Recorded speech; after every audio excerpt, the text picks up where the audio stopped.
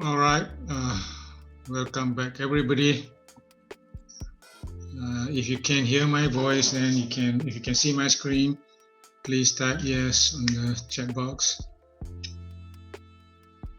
Okay. Are you okay, doctor? You sound sad. Yeah, I'm rather sad.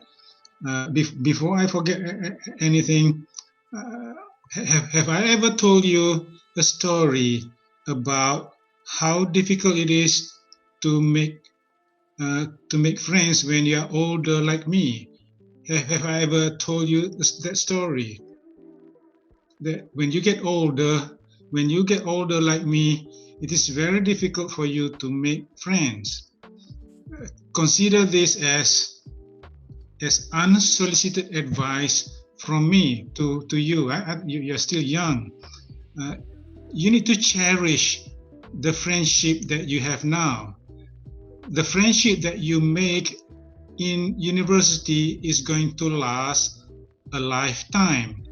When you get older, when you go to work for a company, it's going to become more and more difficult for you to make friends, especially at my age. I hardly can make any new friends anymore. You believe me when I say that. It's difficult to make friends. So just cherish whatever friendship that you have now. But one day, I was talking to somebody and he said that, no, it is not difficult to make a friend. I said, what do you mean it's not difficult? And then he said to me, all you have to do is to make a friend is easy. All you have to do is confess your feeling to a girl, and that girl will quickly explain that you are just friends. Do you get it? Anybody get it? Nobody get it? Okay. Okay. Okay. That's good, right? Okay. Okay. Never mind. I'm fine. I'm good. All right. Okay. So now we want to find the solution of this first order system. First order system is the simplest system that you can have, which is the power of s in the denominator is just 1. So this is the simplest form of a system that you can have. So what is the solution? So what is the output when the system is subjected to an input? So of course, the output is going to depend on the input. A different input is going to produce a different output. So in this case, we are just going to look at the step input. If the input is a step input, what is going to happen to the output? For example, here, if you give a step input on the left-hand side here, you push one step, one meter, what is going to happen to the displacement of XO? Okay, so that is what we want to solve now. Okay, for example here, so this is a motor. What happens if you supply a step voltage? Suddenly you supply 24 volts, and what is going to be, how does this torque is going to be produced? So that is what we mean by time response of a first order system. Okay, so for simplicity,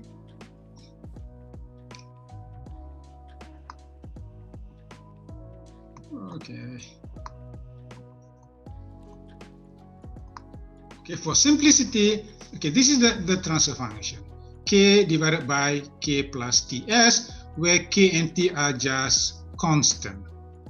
Any value, any constant. For simplicity, let us assume that k is equal to 1 and the input is a unit step. For a unit step input, when you take the Laplace transform of a unit step input, it's going to be 1 over s. So for k equal to 1, and the unit step input, and then you can solve for the output in terms of Laplace variable. It is just 1 divided by s multiplied by 1 plus ts. And then you can now perform a partial fraction with two factors. One is a1 divided by s, a2 divided by 1 plus ts. Incidentally, you get a1 is equal to 1, a2 is equal to negative 1. That we have discussed before. You can use the cover-up method or residue method to determine your coefficient of partial fraction. And then once you take the inverse Laplace transform, so this is the response of first order system when it is subjected to a unit step input. Always remember, in this case, we solve for unit step input.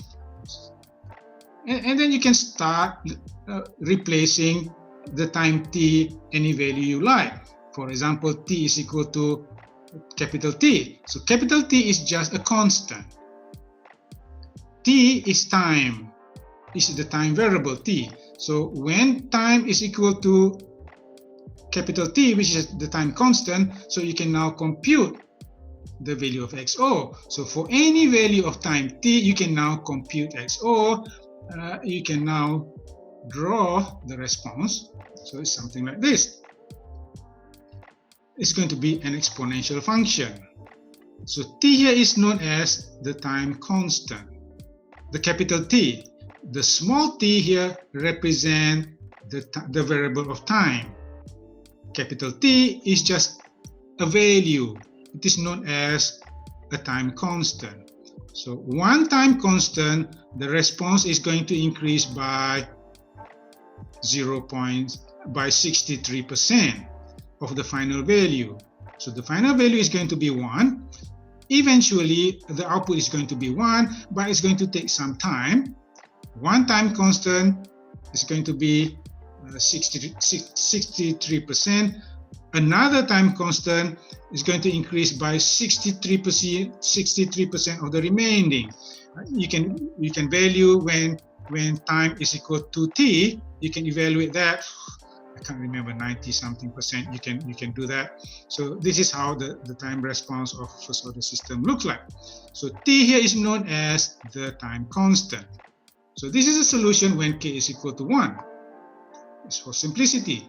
When k is other than 1, all you have to do is just multiply the solution by the value of k. Okay, so when k is not equal to 1, so you just multiply the solution by k, and now the final value is going to be k. One time constant, the response is 63% of the final value. So this is for when k is not equal to 1. K is equal to other than 1. Remember, k can be smaller than 1. K can also be greater than 1. And another observation that you can make here is that, so k is basically the ratio of the final value of the output divided by the final value of the input. See, x of O as t approach infinity, x of I as t approach infinity. So here x of I is just a step input, which is just 1. So the final value is k. So you can verify that k divided by 1, you get equal to k. So k is known as the gain of the system, and t is the time constant of the system. So if you identify a system to be first order system, then the characteristic of the response is going to be exponential. And if you know the value of the time constant and the gain, k, regardless whether the system is translational mechanical system, rotational mechanical system, you already have the time response. So that is why we classify the system based on the order of the system. Okay, so that's about it. Explanation about time response of a first order system. Any question? Do you have any question? Okay, so let's take a look at some example. example of first order system.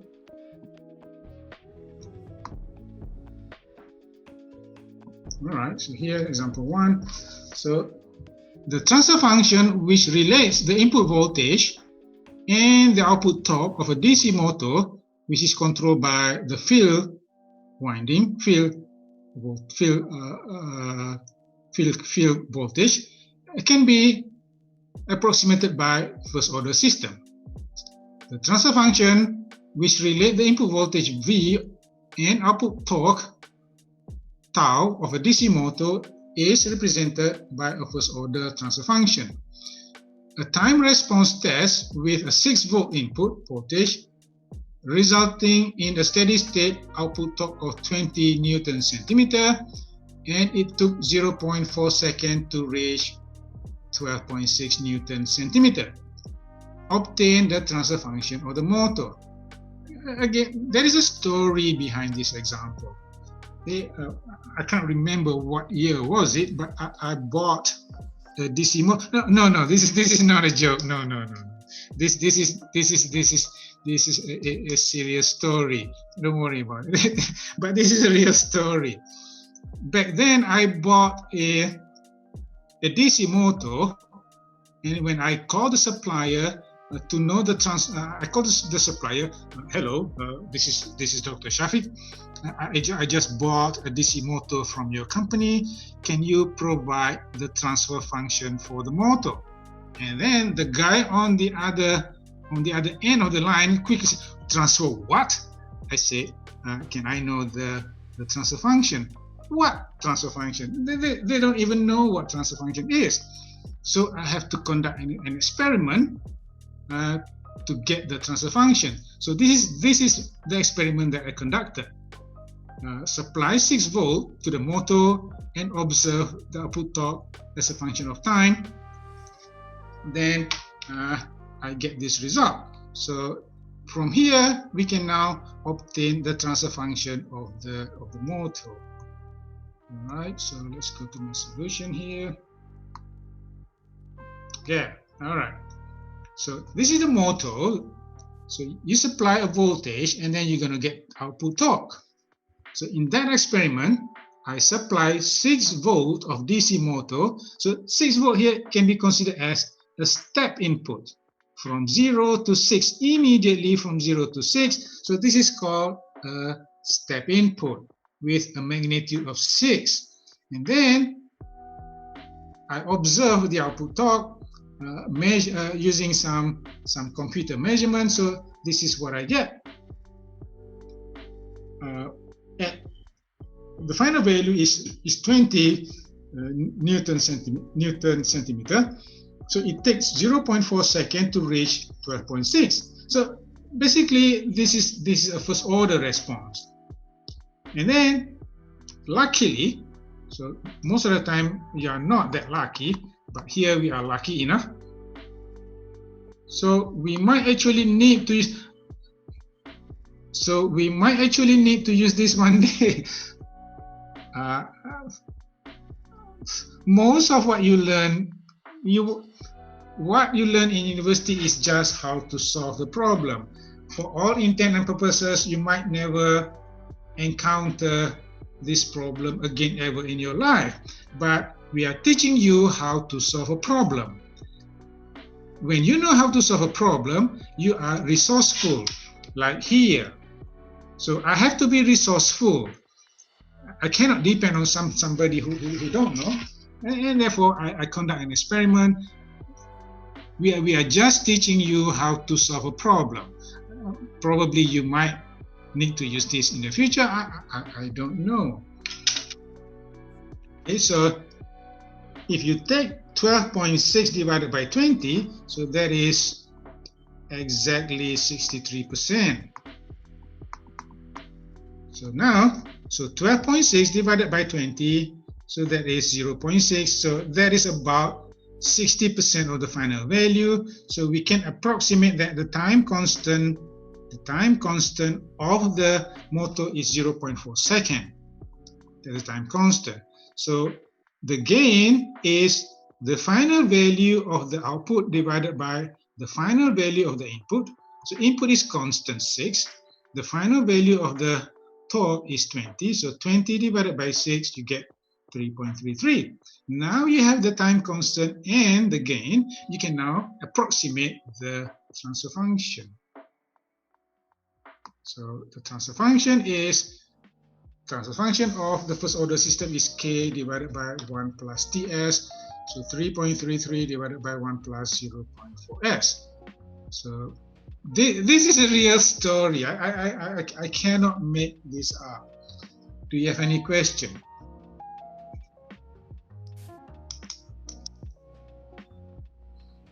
Okay, so I think that is all example in your in the notes that I supply.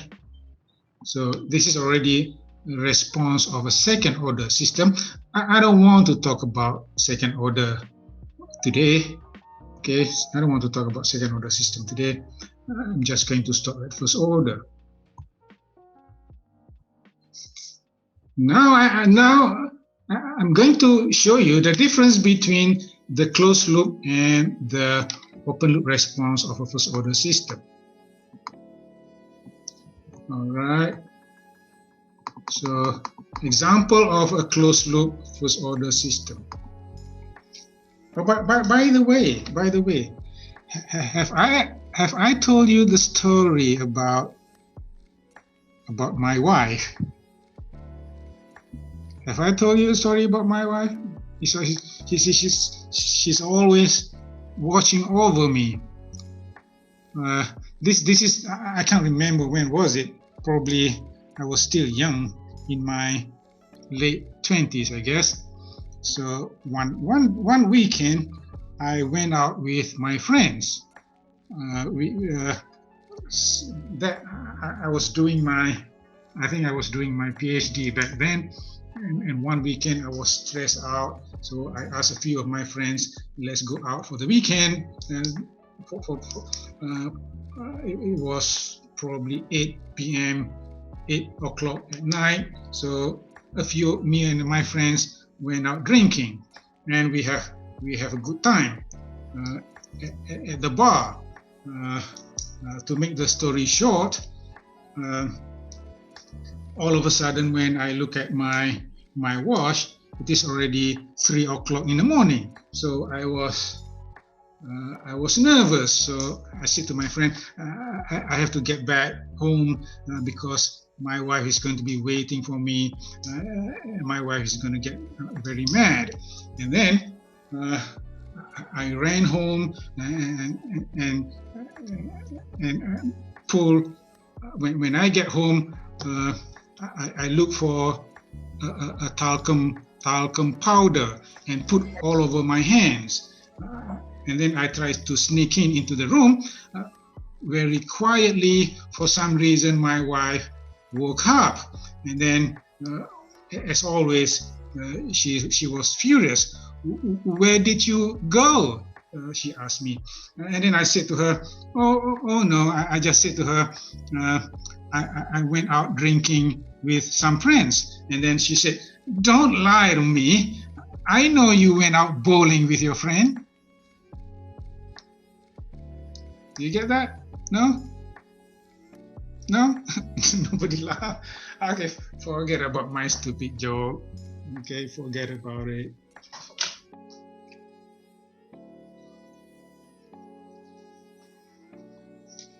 Why bowling? Because my hands are all over with the talcum powder. Forget about it. Forget about it. Let's continue. Let's continue. Okay. So I'm going to distinguish here between the response of open loop system and the closed loop system. So, okay, all right, okay. Okay, all right, okay, you got it.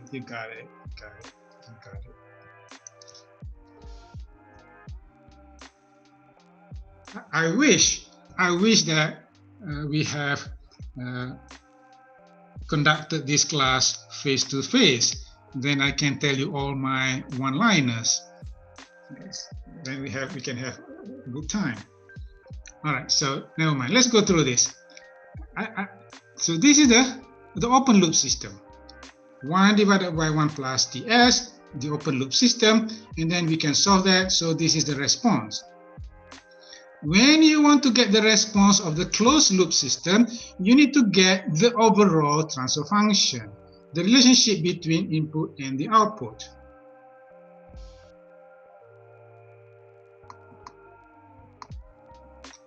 Okay. So when you want to get the time response of a closed loop system, you must obtain the closed loop transfer function, which is g divided by 1 plus gh. Remember that? The transfer function of a closed loop system is g divided by 1 plus gh. In this case, h is just 1. So the overall transfer function is not simply 1 divided by 1 plus ds. It is g divided by 1 plus gh. It's like this. The forward path divided by 1 plus g multiplied by the feedback path, the feedback gain. And then you can now solve that to get the overall transfer function. And then now you can put that in terms of the general format of the first order transfer function. So in this case, the gain is 0.5, and the time constant now has changed from capital T to 0.5 point T. You can go through the same process, but once you know, for a first order system, once you know the value of the gain, once you know the value of time constant, you already have the time response. You can also go through the same process, perform the partial fraction, get the inverse Laplace, and then solve for the solution, or you can take the shortcut. Once you get the gain and the time constant, you can simply write now the solution that you want. Okay, so the gain k is 0.5, the time constant is 0.5t. So 0.5t is your time constant. So this is the response of the first order system when it is closed loop using only a unity feedback path and a unity gain controller gain here. The idea is you must obtain the overall transfer function, not just the forward path transfer function. Okay, so you can go through this step here, perform the partial fraction, and then get the solution, and now draw your response, and then you can see that the final value is just 1/2, not 1. So this is called the steady state error. The steady state error, not exactly equal to the input. Okay, so but anyway, you can get this response. Alternatively, you can get the gain k and the time constant from the transfer function, and now you can draw your response. There's a question. Knock, knock. Who's there? Who's there?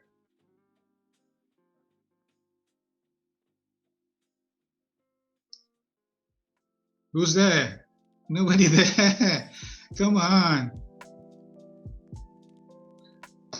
But where's the question?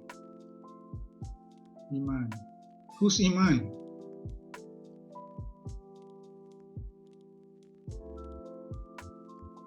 Ha ha ha.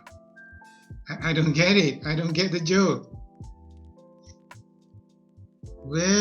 Doctor, where's the question for this? Okay. I just made it up. There's no question.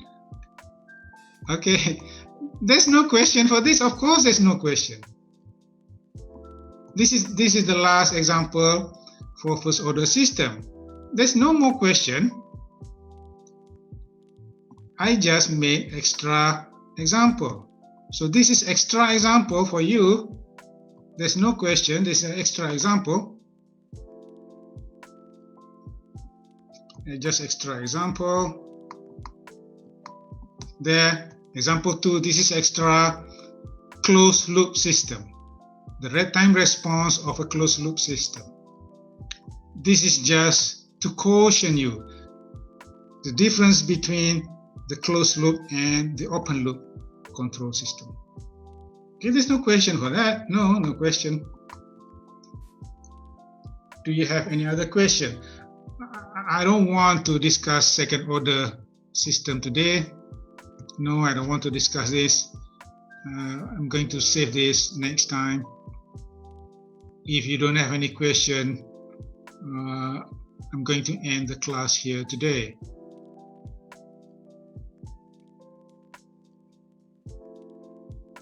Okay. All right, so that's the end of today. You go take a rest or something. I'll see you again tomorrow. Tomorrow we are going to discuss the time response of a second order system. All right, so that's it for today. Goodbye.